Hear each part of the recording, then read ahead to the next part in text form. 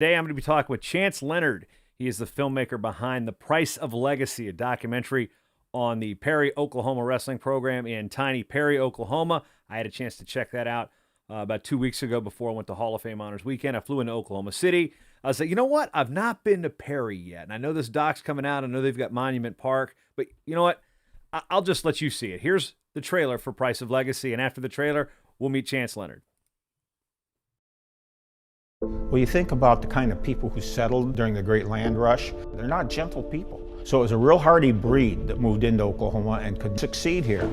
Perry is a little town of about 5,000 people. Everybody knows each other. Hard-working people. It's a good town to raise your family. The Perry wrestling program has not gone more than 2 years without a state title since 1961. It's a legacy. The fact that they've won 40 state team titles is just amazing. Kind of a hidden gem in the big state of Oklahoma. The streak means a ton to the community. Most families in Perry have connection to a wrestler. What's the expectation for this year? How's it always to win a state championship?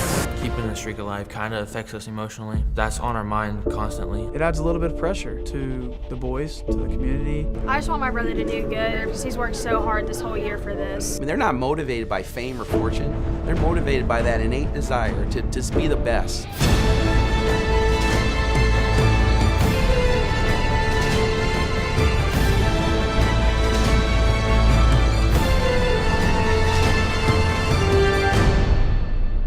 Program just is its own thing now. I don't think it can be stopped.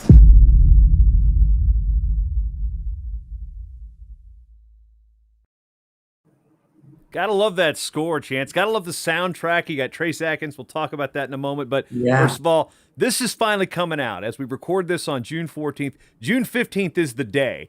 Digital release, Google Play, Amazon Prime, Apple TV, iTunes, whatever you want to call the Apple infrastructure these days. But Chance, it's finally here. I couldn't be more excited, and you're exactly right, Jason. It's finally here after 4 years, 4.5 years actually, of hard work. Much like a wrestling season or wrestling career, there are obstacles that come up and challenges that come up along the way that you have to adapt to and overcome. And that's one thing that we experienced in this whole 4.5 years. And we're very, very excited to actually present this not only to the wrestling community, but the world in general. This story is much, much bigger than just wrestling in a small town in Perry, Oklahoma. And I think there's a lot of great character traits and attributes and things that come out of this that not only the sport teaches, but what a community can look like with this type of commitment. Right off the bat, when Mike Chapman talks about the type of people that settle in Oklahoma, a lot of that is parallel to the type of people that wrestle. And when you combine those two things, tough Oklahoma people in a tough sport like wrestling, cities and towns like Perry, they do dot the country, but at the same point, there's something special about this place, especially for you, since you know the place so well. Yes, sir. I couldn't agree with you more. For me, growing up in Perry, Oklahoma, was a privilege. Having the opportunity to wrestle for a program like Perry Wrestling was an honor, and to carry on the responsibility as a leader of the team and somebody that, like everybody, has high expectations of ourselves and from the entire team in general, is really a responsibility. And Winston Churchill said it best one time, that the price of greatness is responsibility. And that's what this town commits to in keeping this program performing at the highest level. But most importantly, it's really more about the kids and about when they start and what process they go through in becoming young men. And now our program actually has women's wrestling as part of it. And so it's great that you can see the maturation of it continue. And we go back 4 years. This is kind of when this process started. We've got a streak that's, every, at least, you got the 2 years of, okay, you don't go more than two without winning a title. And, right. And to some places, they're lucky to taste a title, every 10 years or so. But what really was the impetus to say, you know what, I want to do a documentary about Perry? What goes through your mind to start this process? Well, it started with a phone call that I received from my high school teammate, Scott Chenoweth. And he is, in fact, a three-time state champion for Perry. And he went on to the University of Nebraska when they were first really kind of getting serious about wrestling, and was a three-time All-American at the University of Nebraska. And he called me and said, hey, would you be willing to be on the board of the Perry Wrestling Foundation? And I said, well, sure. I said, but part of being a board is kind of directing some activities. What are we going to do? And he said, we really need to do something to honor Danny Hodge and Jack Van Beber, our two Olympic athletes, and two of the most, revered college wrestlers ever. And I said, well, what do you have in mind? And he said, well, maybe we could do, a street or something of that nature. And that turned into what you see, when you went on Hall of Fame weekend to the Perry Wrestling Monument Park. And so as I was standing out giving a, presentation during Dan Hodge's Lifetime Achievement Ceremony before we dedicated his statue, I just saw all the dignitaries in the crowd, as well as the people, the parents and the coaches and everybody who has contributed so much to the town and this program. And I thought, the Perry Wrestling Monument Park is unique and special. There's nowhere else in the country has anything like this, but it's got to be bigger. There's got to be something that we can do. And so I set out on a mission to put together a team, and it had to come together pretty quickly because this was, May of 2016. And knowing that this streak was on the line during the 2016-17 season required, making a commitment quickly to not only do the project, but, create it, write it, finance it, and produce it, edit it, and get it across the finish line with a distributor, and then to availability to, the wrestling world and society overall. And so then you have COVID come up and all that stuff. So it was kind of a challenging time, but that was the impetus of it, was that phone call from my teammate. And I'm grateful that it sparked not only the Perry Wrestling Monument Park, but this film overall as well. Yeah, it was pretty cool to walk through the park and one, knowing that this documentary was coming out. And I'm just like, okay, and then having, we lost the late great Danny Hodge back in December. Yeah. And it's kind of one of these things, like his legacy has come back through the years, through whether it be the Hodge Trophy or World of Wrestling events where Jack Rollers brought him in. And of course, this film puts his name back out there in the tip of people's tongues again. And you've got that relationship with Danny Hodge. It's not really, you don't really advertise it as much, but what's that relationship? My relationship with Dan Hodge and his family was one that is such an honor to have. We got to spend a lot more time together in the last 4 years than we had previously. He and his wife Dolores were always in the stands at all of our wrestling matches and at the Perry tournament and then at the state tournament. And of course, he made himself available to the whole entire wrestling world at tournaments across the country. But that was a special, and still is a special, friendship with his entire family, as it is with most people that he engaged with. He's just, a kind-hearted man, and to see his career. You see an undefeated three-time national champion at the University of Oklahoma, and then 6 months later decides he wants to box and becomes an AAU Golden Gloves national champion, and then go on into the Olympics and become an Olympic silver medalist, which was quite controversial, as you well know. Should have had gold, but to see him give back so much was great. And you're going to see a lot of footage in the film with him that I don't think most people have ever seen before, especially even his wrestling career. His boxing career. Yeah, we look at the name Perry. It's you mentioned obviously Hodge and Van Beber, but I did some research here. Perry, after this season, 49 individual medals at national championships, whether that be Division I, Division II, Division III, or the NJCAA. You go back to the junior college ranks back at, let's look this up real quick. 1962 and 1963 at Lamar, there's a Terry Leonard out there. So I guess this whole thing runs deep.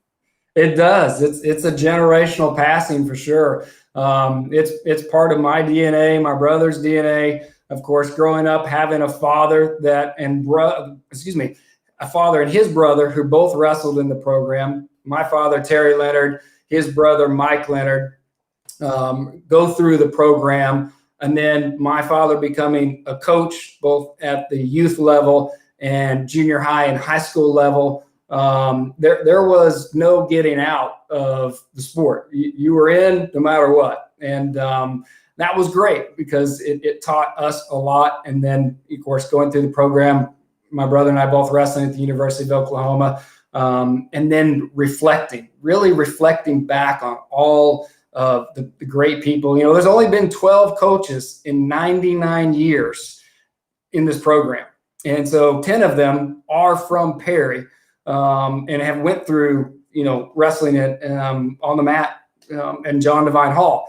And I think that's really unique because anybody and everybody, if you're in the town of Perry, you're going to run into somebody who not only is a fan of wrestling, but knows the sport really well. They know the expectations. They know the pressures that go along with it, of keeping up this streak. It's not just about winning the championships and having now 43 individual team titles, but don't forget about all the second place finishes, and 14 of those along the way as well. And so that's 55 first or second place finishes during this 99-year history, and some of those early years didn't have a state championship either. So it's rather significant. But people can empathize, and they can be compassionate, and they can help you through the process. I think our kids in this generation need great mentors. They need people that they can look up to. I think wrestling really provides that, because it's a really tough sport, and to get through it, you need people that have been there before, and that's what this program really affords as well. And it kind of makes the story just kind of write itself in a lot of ways until you get to the season, which you guys chronicle at the end of the film. No spoilers. But you mentioned John Devine. So more history, 1931, in case you're wondering. Okay, John Devine Hall, yeah, named after a wrestler, runner-up in 1935, then Oklahoma A&M. Right. So, the buildings are named after wrestlers. And thing is, Perry's not just naming everything after Dan Hodge or the Van Bebbers. So, you got a John Devine there, too. A lot of history here, and the town seems to embrace every part of it. It does. There have been families that have truly, committed their lives to this sport, and also committed their lives to the township of Perry. This is an identity that the town of Perry, Oklahoma has, embraced because it's been fostered for, generations, and people are committed to ensuring that the program remains intact and funding it in a way that kids can continue to participate and also be able to, thrive and succeed, not only at the college level afterwards for those that go on, but let's not, forget about many of these kids go into the military. They serve our country.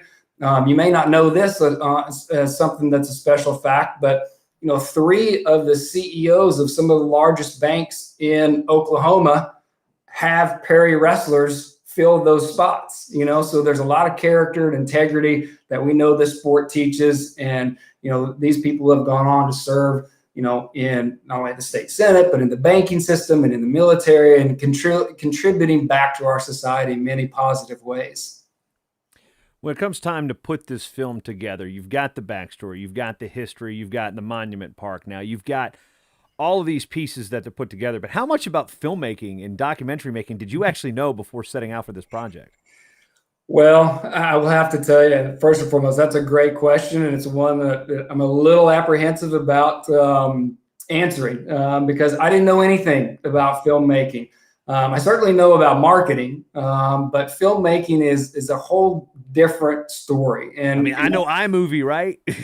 Yeah, I really think most people just thought, oh my gosh, Chance said he's going to make a movie, so he's got his iPhone out and he's going to be walking around and asking people questions. That wasn't my vision from the beginning. I actually sat with a gentleman that's been a friend of mine who's actually been in the film industry. I contacted and said, hey, I have a project and I think this can do something in the film world. And what I would like to do is win an Emmy. And he said, okay, well, tell me about the story. And so long story short, we started putting together a team in the summer of 2016.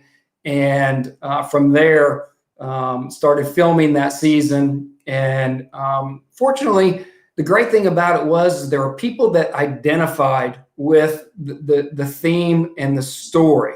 It's not just about winning gold medals. There's a lot that obviously goes into it. And what does this process look like? And so they not knowing anything about the sport of wrestling, got to meet a lot of the people, got to meet the credibility voices such as John Smith and Rich Bender and Leroy Smith and Mike Chapman and Dan Hodge. And they just gravitated to saying, I want to do my part to make this film the best that it can possibly be. And so, like anything, teamwork is something that's incredibly important, and it all came together. And a lot of it, had it not been for all the things that I learned in the sport of wrestling and growing up in Perry, Oklahoma, this project never would have gotten finished. There's a lot of behind the scenes things that took place. I had one of our original producers suddenly pass away in the middle of the night one night. And of course, COVID caused a lot of issues. And quite frankly, it costs a lot of money, to do this as well. And we forged through and were able to complete it, and to get all the way to asking Trace Atkins to be the narrator. Believe me, he had some stiff competition, so to speak. Garth Brooks is a major fan of the sport of wrestling, friends with the Smith family, was born in Oklahoma and raised in Oklahoma, and Blake Shelton was in the mix, and Billy Bob Thornton was in the mix. And so there's a lot of people that of major, name recognitions that really loved the project, really enjoyed reading the writing and what the narration would entail and how it would bring together the film. But make no mistake about it, Trace Atkins' voice and his drive to help make the film great is second to none. Yeah, as soon as I heard it, you gave me an advanced screener of it, and so as soon as I hear this thing, I'm like, ooh, because I love that voiceover world. Just like that's gonna resonate. So and again, reaching out. I mean, where's the hesitation, or I guess the apprehension, the word you used earlier, about reaching out to people like Garth Brooks or Trace Atkins? That's to say, that's to some people that might be like, you're never gonna get them. Why even ask? So why even ask? Well, first and foremost, because number one, the story is meaningful. The people are meaningful who have behind the scenes with no recognition, have supported this program in ways that may never truly be fully known. Secondly, it means a lot to the sport of wrestling. The sport of wrestling overall has received a lot of not only successes, but contributions from the town of Perry. A lot of the coaches that have gone on and coached other, programs and helped make them successful and have really poured into kids, I think is one thing that is really meaningful, and that story needs to be told. These contributions, as I say, from the program overall to the sport of wrestling are meaningful, but it's meaningful to my parents who have lived in Perry since I was born, and certainly my dad growing up there. It means a lot to my family. And so, not even when I was told no on many different occasions from many different people, I was committed no matter what, that this film would get done. And we would bring a true wrestling story that not only the state of Oklahoma can be proud of, but wrestling in general. I think people are going to identify with this who are part of the sport, whether they live in Iowa or Pennsylvania or California or Georgia or any of the up and coming, states in wrestling like Arkansas. And Florida has really come on. I think people are really going to say, you know what, I get that. I know what they're feeling. And that makes me proud to be part of this sport. And it's going to make me work harder. And I hope that it will inspire many people to say, I want to recognize tangibly what our program has accomplished and what it has contributed, because there's a lot of other programs out there that have done a lot for the sport as well. And while not mentioned in the film because it hadn't happened yet at the time of filming, but Perry has 1,000 dual meet wins, and at last check, they are one of 6 now. We're up to 6. So since then, Perry's gotten 1,000. Roselle Park in New Jersey's gotten 1,000. Paulsboro, New Jersey. Granite City, Illinois. Hunterdon Central, New Jersey. Vacaville, California. And Phillipsburg, New Jersey is 2 away. So they ended last year at 998. So, but Perry's in it. I mean, that's of all the high schools that have ever had 1,000 dual meets and dual meet victories, not just 1,000 duels. And that's something that is another piece of pride for Perry, even though it didn't make it in the film. And just touch on that, what it meant to see 1,000. And at the time, it was just the 4th program ever. Well, it's milestones. It's continued milestones, and as I say, this process, I think, is the most important. It's not always about winning the medals. At the time that this achievement was noted, there were only 3 schools previous, and Perry became the 4th. And I would say that I think it's great that we've got other schools that are attaining that level of achievement, because it means that they're committed to it. It takes a long time to win 1,000 dual wins, and that's 10, 20 years. In most cases, depending on how many duels you have each year, sometimes even longer. And so I think that's great for the sport. And we need more recognition for those schools that are making those significant achievements. But I wish I would have been able to get it in. I wish it would have happened, during the time frame. But I think we have enough content, to really make this about, what it is. When making a film, sometimes the hardest parts is deciding, all right, we got a runtime of what, 1 hour and 22 minutes. And I'm sure there's thousands of hours. You say it's 1,000 dual meet wins. Well, 1,000 of anything takes a while. How hard was it to leave some of this stuff out of the film? Because it's like, you might be personally tied to it, but like, creatively it may not fit the storyline the way we have it right now. So how tough were those editing discussions with the production and yourself? It was really hard because, with, like you say, 82 minutes to actually be a feature film, that's the requirement, length time requirement. You do have to cut. We filmed over 200 hours of content, some of it being B-roll, much of it being interviews. But I think one of the hardest things to do was, really refining the material to ensure that the true story came out. And there were people, unfortunately, that we didn't make the final cut that were part of the Perry history that didn't make it into the film. And that's a little bit heart-wrenching because what their contributions have been, and how much they've sacrificed. And I just wanted to do as much as we could, and our whole entire team said, oh yeah, but if we don't cut this segment, it's going to go longer, or it doesn't really fit. And unfortunately, some of those tough decisions had to be made in order to get us where we needed to go. And as far as what needed to go in, what were some of the key things that you felt were absolutely crucial for this documentary to be included? Well, that's a great question, Jason. I think one of the most important things was the historical aspect, of where the program started and where it is today. And the last thing that I wanted to do, or anybody on our team wanted to do, was, make this just some pat on the back for Perry wrestling. I mean, nobody wants to really hear about that. I think, really honest, look into the program, the behind the scenes stuff, combined with the historical nature of it and the credibility that's built from that, makes it much more interesting to a viewer that's not participating in the sport. And so when they get to learn about where wrestling actually came from as one of the first and original Olympic sports, that takes it back centuries, right? And I think bringing it all the way up until now it was really, really important to the film.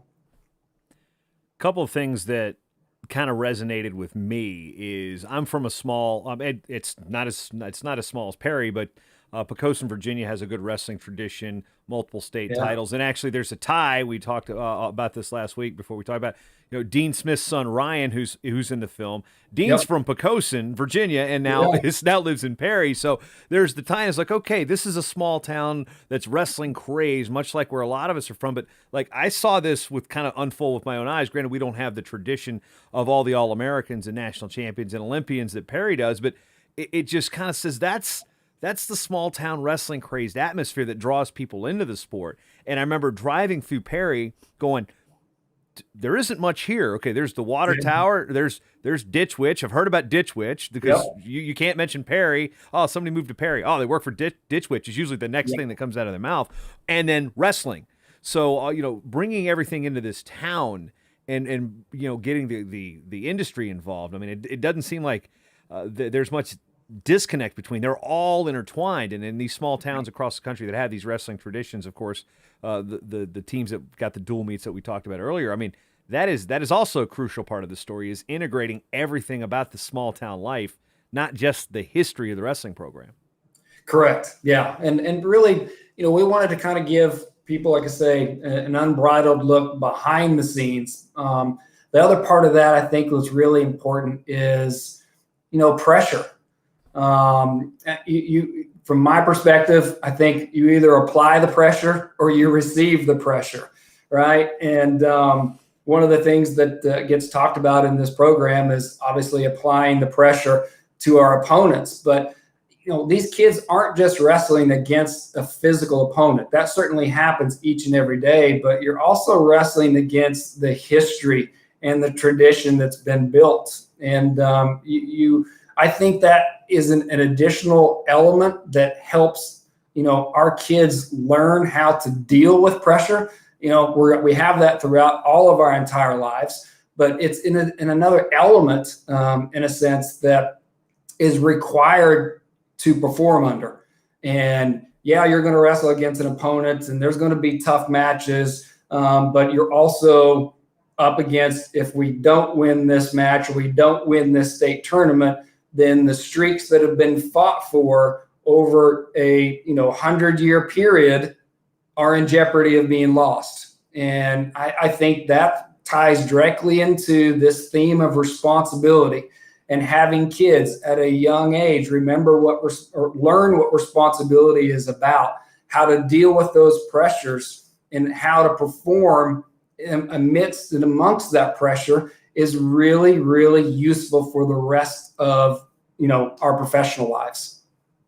I want to follow that up to Ryan Smith was an All-American this past year at the JCA level for Cowley. So took a loss early and then battled his way back through. So it's one of those things. So it's to see that performance, and then to see him prominently featured was also pretty cool again for that hometown tie that both of us have with the Smiths in that regard. The other Smiths, the other Smiths, because there's a ton of good wrestling Smiths out there.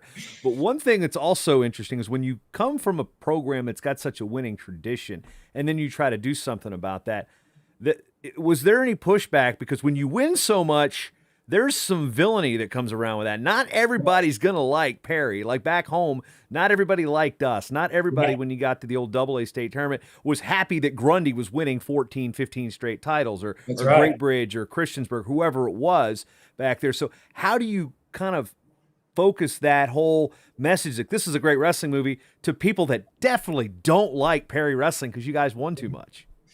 Well, I think there's a lot of people that don't like Perry wrestling, and a lot of times it's maybe for reasons that are just dealing completely with continued success, and that's okay. That's all right. If our kids can utilize that as a motivational factor, that's great. But I think though what we're really talking about here is, what are the pieces and elements necessary for sustainability? And it's not just about winning gold medals and titles. And so I think those people that may not care for the program or for the successes, I think they will at least, hopefully with an open mind, respect the fact that we're not just pushing kids to win. We're trying to make men, young men and young women into adults, and that can deal with the pressures of society and professional work life, but utilizing the sport of wrestling and the natural elements that it teaches, the character traits that are derived from just sheer participation in the sport, to be accentuated and be able to be utilized to shape and mold young women and men of the future. We get back to putting the film out. You mentioned COVID, and there's been a couple films that have come out during this COVID era, basically, for lack of a better term. And there's been feature films. There's been R.J. Mitty is in a wrestling film. He's got cerebral palsy. Last Champion came out. Those are both Hollywood, lack of a better term, films. You've got a documentary coming out, and the opportunity to go straight to digital. This is something that initially it used to be like, we need it in theaters. We need a screening. We need it. When's the DVD come out? But now going digital is a bigger way to distribute it to more people. So, I mean, I guess about the streaming rights, the downloads and such, and how people can watch this thing when it comes out on June 15th. Well, I think the theatrical release would be fun, of course, to have something that is, the proverbial term, on the big screen in a theater would be. I mean, really, who doesn't miss the $5,000 or 5,000 ounce cherry Coke and a pile of popcorn that you? I mean, I love that. I want that experience too. But again, it's also nice to get that opportunity to sit there on your couch and make your own popcorn for significantly less and being able to enjoy it with your family. But continue. That's right. No, I agree with you. But at the same time, I think the video on demand platforms gives opportunities for smaller budget films like, ours, to be able to be, available for people to see. I mean, if it was theatrical release, it may have been hard, it may have been only in certain theaters, and we wouldn't have gotten the type of audience around the world to be able to see this. And so I think that benefits, as I say, a smaller budget film like ours to be available to the general public. And the great thing about it is that you can still do a purchase. You don't have to have a DVD, although we are going to make some commemorative DVDs for purchase a little bit later. We wanted to get it out as quickly as we could. I would have loved to have been able to, have it come out last year in 2020, but for most people, like I say, behind the scenes, they don't know that, our team wasn't working on this full time. They've got other projects that they were working on, or full-time jobs that they were working on. Both my partner and I, Bruce Louisi and me, we have full-time jobs. And so that makes it a little bit harder. So you got to constantly be working behind the scenes and behind other roles and responsibilities to get things done. But I think we're really happy with where we are, being able to get directly to video on demand. People will be able to see the film from the comfort of their own home, do watch parties, hopefully, and see it on Amazon Prime, iTunes, and Google Play. And that's because we've got a great distributor.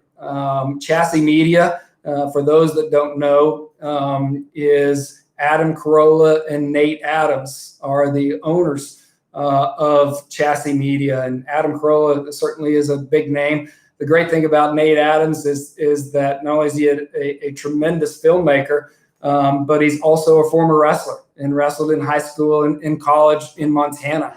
And so he loves the story, and they are both proponents on this film. And so we have a very reputable distribution team as well. You talk about everybody had their other things that they do in their life. What did this do for you? I mean, you don't live in Perry. You're down in probably one of the most southernmost points in the United States, in that great state of Florida. So for you to come back and go back in Perry, I mean, how many trips did you have to make to your hometown? Of course, you can wave and everybody knows who you are in one of those types of places. But how much of a strain is it to try to put something like this when you don't live where the center of the action is? It was definitely a challenge, because not only did we need to film in Oklahoma, but editing was done in Nashville. and first team editing was done in Los Angeles. And so, it was all over the place from our team members living in different cities. But the great thing about it was that when filming needed to be done, everybody came to one central location, in the United States, in Perry, Oklahoma. Not the easiest, as to get to, but it was hard. There was a tremendous time investment, as well as financial investment in order to bring this film and this story to, as I say, the wrestling world and the world in general. But like everything else, I attribute it to, some of the medals that I won. I could always look back and say, I put the work in, and this is the outcome of that hard work. And this is what we're coming to when the film releases tomorrow. And I'll get to celebrate with my team. Bruce and Sergio Valenzuela is our director. Zach Adams is associate producer.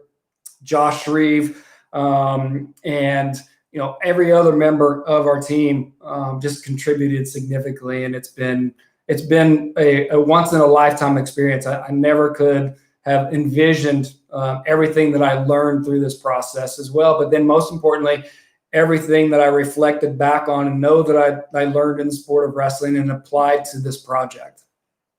Are you looking at footage and things differently now when you watch a wrestling event and be like, okay, wow, where it would say like, wow, the producers of this show, man, what a shot. They've zoomed in right here. They got the rule of thirds. They got all these film terms you get to learn in the editing process. So how much has your eye changed when watching wrestling footage now? You know what? It has definitely made significant impact on the way things are viewed. And I'm even applying it now. There's so many things that I would like to do differently, especially in reference to your earlier question about the film. There's things that I would do differently now. I even noticed when I watched it in a theater, and it was completely dark, and I noticed some lighting changes and things that I would like to do. It's kind of like building a house, every single inch of the house, every single treatment of the house, and might change this or that. But at the end of the day, my views are forever changed on the way to do this. And if for some reason, I do another film after this with our team, then I'll probably be able to use this experience wisely.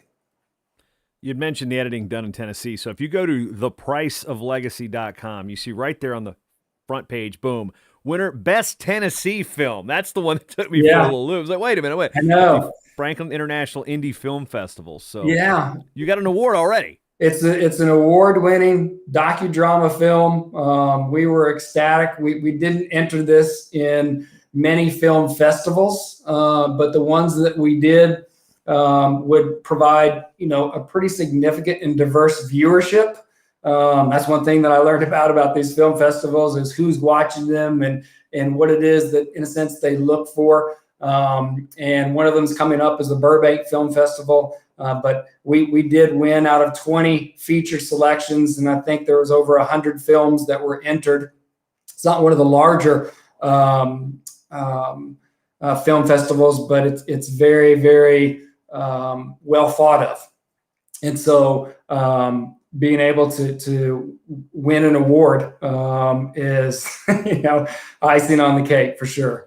Yeah, and that's something that you brought up I haven't even thought about, is like you go to a film festival, this isn't the wrestling film festival. This is a wrestling film amidst all the other some of the artsy fartsy indie stuff that comes out, and then there's other documentaries that have riveting stories in their own right. But it's like for a wrestling film, no matter how many are entered, I mean, if it's 2, you're still better than the other one. Or if it's 10, if it's 100, like that's the one thing. It's like this seems to resonate beyond the sport, and that's clearly a goal here. That was the biggest overarching goal for me personally, was to ensure that we had a story that is meaningful, that people could relate to, that people could picture themselves in if they were living in Perry, Oklahoma, or living wherever it is that they are.